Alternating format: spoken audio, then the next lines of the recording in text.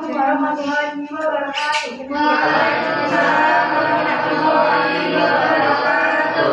Gimana anak-anak habis libur ini udah semangat lagi belum? Udah. Kemarin kita libur kenapa ya hari Senin? Nah, sebelum memulai pembelajaran hari ini, Ibu mau meminta tolong salah satu dari kalian siapa yang berani memimpin doa? Mbak Salsa mau? Oh iya.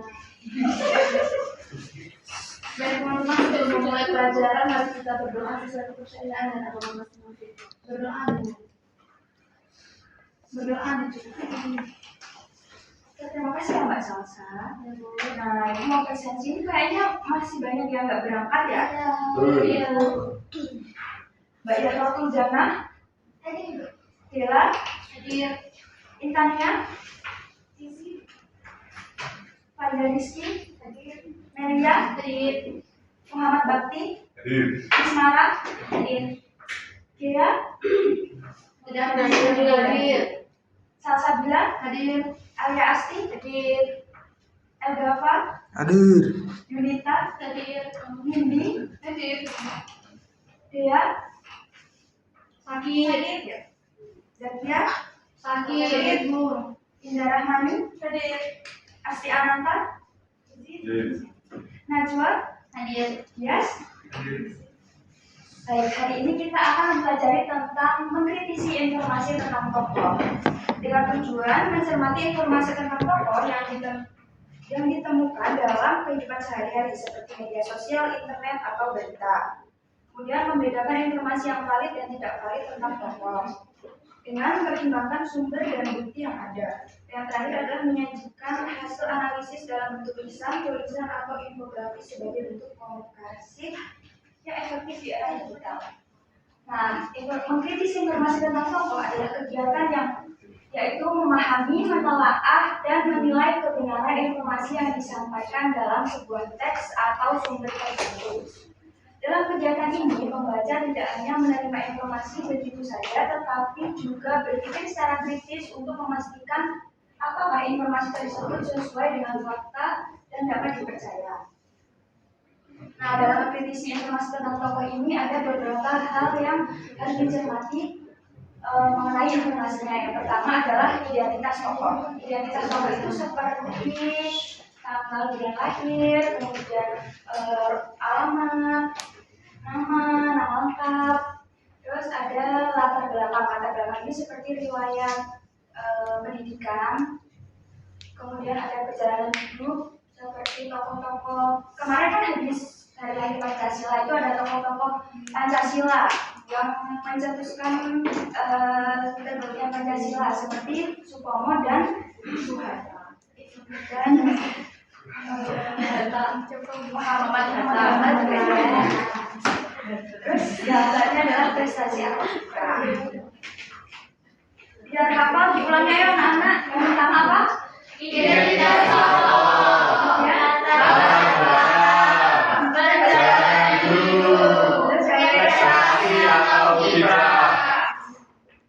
Nah, dalam mengkritisi informasi itu kita harus menimbang informasi yang valid.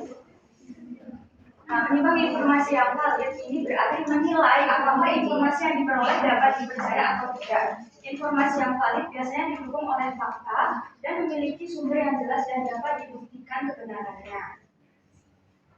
Menilai kebenaran informasi, kemudian tidak langsung percaya dengan informasi yang didapat dan mempertimbangkan sumber. Contohnya itu yang sering ramai itu, karena kita kan sekarang udah di era digital ya anak-anak. Itu pasti kalau di TikTok itu ada konten-konten yang cuma beberapa detik dan itu informasinya tidak lengkap, ya nggak tiba-tiba nanti ada Iwan Gunawan meninggal, alasannya tidak jelas, misalkan tiba-tiba kecelakaan, masuk sumur, itu kan informasinya tidak jelas ya. Jadi kita jangan langsung menangkap dan menyebarkan itu, biasanya disebarkan di grup WA ya nggak anak-anak? Ada informasi-informasi sebarkan ini ke 10 orang jika tidak Anda akan saya teror nanti malam. Itu kan kalau kita tidak menelaah dengan baik informasinya valid atau enggak, kita bisa percaya dan langsung nyebarin aja. Seperti informasi pocong kemarin, itu kan ada yang ngira itu pocong beneran juga, dan ternyata orang yang berpura-pura menjadi pocong. Nah, terus ada juga kiprah tokoh. Nah, kiprah tokoh adalah peran atau kontribusi atau tindakan yang nyata yang dilakukan oleh seseorang dalam kehidupan masyarakat. Kiprah ini dapat berupa prestasi, karya, jabatan maupun pengaruh yang diberikan oleh tokoh tersebut di bidang tertentu. Melalui kiprahnya, seseorang tokoh dapat memberikan dampak positif, menjadi inspirasi, serta membawa perubahan bagi lingkungan sekitarnya. Oleh karena itu, memahami kiprah tokoh penting agar kita dapat meneladani nilai-nilai baik yang dimilikinya. Ada yang bisa ngasih contoh nggak? Siapa tokoh yang langsung muncul di kepala kalian ketika tentang kiprah tokoh ini yang memberikan dampak terhadap lingkungan masyarakat? Ada yang bisa ngasih contoh? Kenapa Pak B.J. Habibie menciptakan apa? Oke, karena kita sudah melalui banyak kalimat-kalimat, saatnya anak-anak SD mau nggak? Mau. Berdiri, ayo berdiri. Malas. Agak kasih jarak ya, soalnya ini agak sedikit aktif. Siap? Hey guys, let's do a dance session. Berdiri ya, semuanya anak-anak.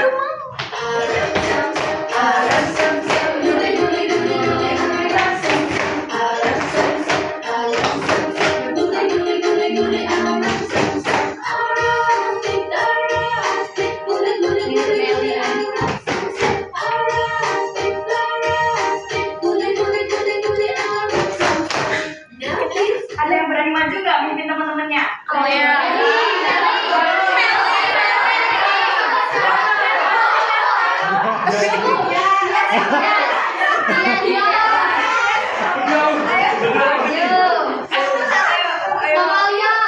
Balia mau mana Balia?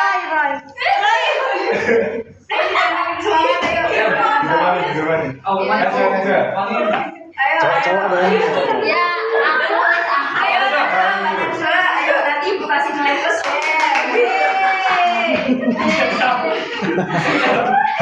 Kita mau semangat, kita mulai lagi ya.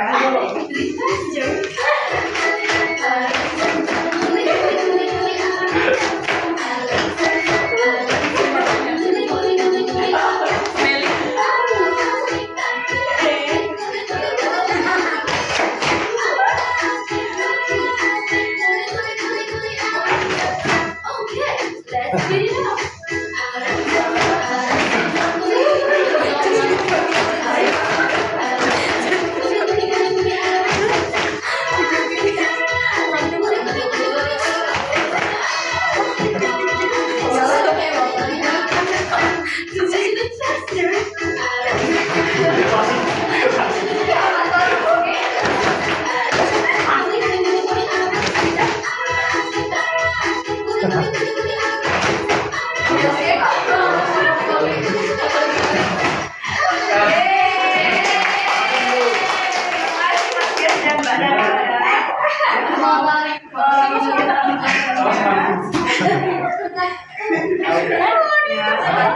Press lagi, ibu akan kasih tugas. Ya.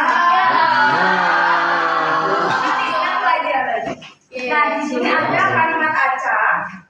Nah, ibu akan membagi kalian menjadi 4 kelompok. Nanti diisi di LHPD-nya ya. Nanti setiap kelompok akan ibu tunjuk. Ibu tunjuk untuk memberikan jawabannya.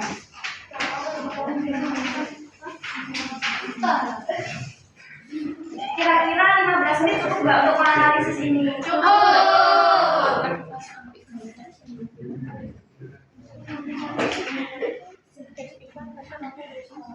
Oke, sudah 15 menit ya anak-anak.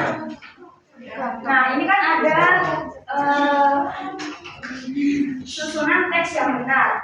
Nah, ini kelompok mana dulu yang mau membacakan? Kira-kira dari A, B, C, dan D yang mana ya yang pertama? Siapa yang mau? Atau ibu tunjuk? Tunjuk. Kelompok Mbak Meli mau? Iya. Kira-kira yang jawaban yang pertama yang A, D, atau yang C? Ada yang B? B. Yang B? Apa itu? Jadi lebih lagi. hari pada 24 Januari 1919 di Purbalingga, Jawa Timur. Ia berasal dari keluarga sederhana dan sejak kecil dikenal sebagai pribadi yang disiplin, religius, serta memiliki jiwa kepemimpinan. Yes, betul. Yang lain sama tidak? Kalau nggak sama berarti salah. Oke, yang kedua, kelompoknya Mbak Dila. Yang apa kira-kira? Yang kedua. Setelah Indonesia merdeka, Sudirman dianggap menjadi ahli urusan tentara nasional Indonesia yang bersekutu. Ia memiliki peran penting dalam mempertahankan kemerdekaan dari serangan Belanda. Betul. Selanjutnya kelompoknya Mbak Salsa kira-kira yang mana ya? Jawabannya Yang A. yang A. Bunyinya apa? Salah satu perjuangan besar yang dipimpin oleh Sudirman adalah Perang Gerilya. Meski dalam kondisi sakit, ia tetap memimpin pasukan dari Belanda untuk melawan penjajah. Nah, terakhir kelompoknya Mbak Indi boleh dibacakan? Jenderal Sudirman meninggal dunia pada tahun 1950 di Magelang. Perjuangannya menjadi simbol keberanian, pengorbanan, dan semangat pantang menyerah bagi bangsa Indonesia. Oke, baik. Semua anak-anak. Nah, masih ada lagi nih hasil penelusuran kalimat valid. Kira-kira ada yang berani nggak ya? Mbak Ismara dan Mbak Yatra boleh? Yang satu, Jenderal Sudirman lahir pada 24 Januari 1916 di Purbalingga, Jawa Tengah. Alasannya, penulisan nama, tanggal, dan tempat huruf kapital sudah sempurna. Struktur SPOK-nya juga jelas. Masih ada lagi? Ada Ibu. Kalimat Jenderal Sudirman meninggal dunia pada tahun 1950 di Magelang. Alasannya adalah karena terdapat informasi yang pasti dan menyampaikan informasi pasti. Baik, tangan. Wah, sudah selesai nih. Ada yang bisa membacakan kesimpulan nggak ya? Saya boleh, Mbak Dila, silakan.